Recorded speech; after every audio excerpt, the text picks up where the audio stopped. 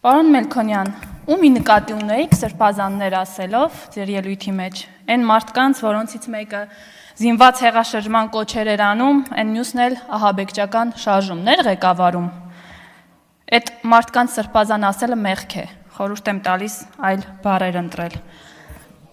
Խնդրում եմ տեղից մի խոսեք, ձեր ելույթի ժամանակ ես չէի խոսում։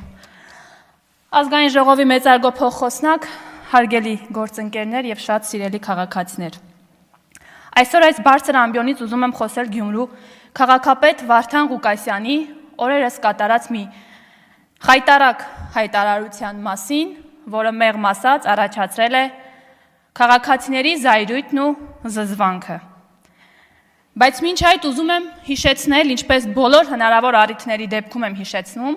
որ տվյալ անձը չի ընտրվել Գյումրու համայնքապետ, չի ստացել քաղաքացիների ձայների մեծամասնությունը եւ վերջինիս այդ պաշտոնին կարգել է պատիվ ունեմ խմբակցության падգամավոր Մարտուն Գրիգորյանը։ Իսկ հիմա եւս մեկ անգամ հիշենք, թե ինչ է ասում Գյումրու համայնքապետ կարգված Վարդան Ղուկասյանը, նույն ինքը Վարդանիկը։ Չինաստանն ու Ռուսաստանն են միություն կազմում, Հայաստանն իրենից ինչ է ներկայացնում, որ միություն չկազմի։ Եթե դրա համար որևիցե մեկը ինձ վատ բան կասի, ուրեմն ես իրեն կասեմ թրկահպատակ շան տղա, մեջբերման ավարտ։ Սիրելի հայրենակիցներ,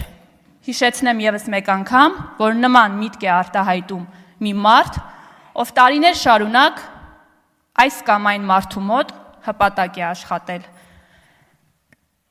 Գործընկերներից մեծամասնությունը այս ամբիոնից հարց հնչեցրեց ընդհանուր ընդդիմությանը, բայց ես ուզում եմ անձամբ Մարտուն Գրիգորյանին հարցնել. արդյոք վերջինս համակարծիք է այն մարդու հնչեցրած մտքերի հետ, որի մասին ես խոսում եմ։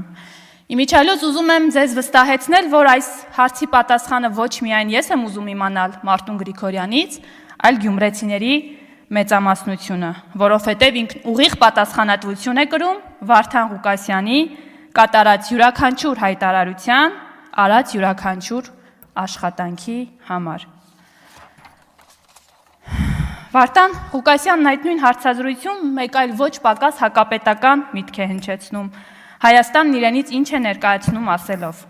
Պարոն Ղուկասյան, դուք, ձեր քաղաքական հայրերը շատ կերազեիք, որ Հայաստանն իրենից իրականում բան չներկայացներ։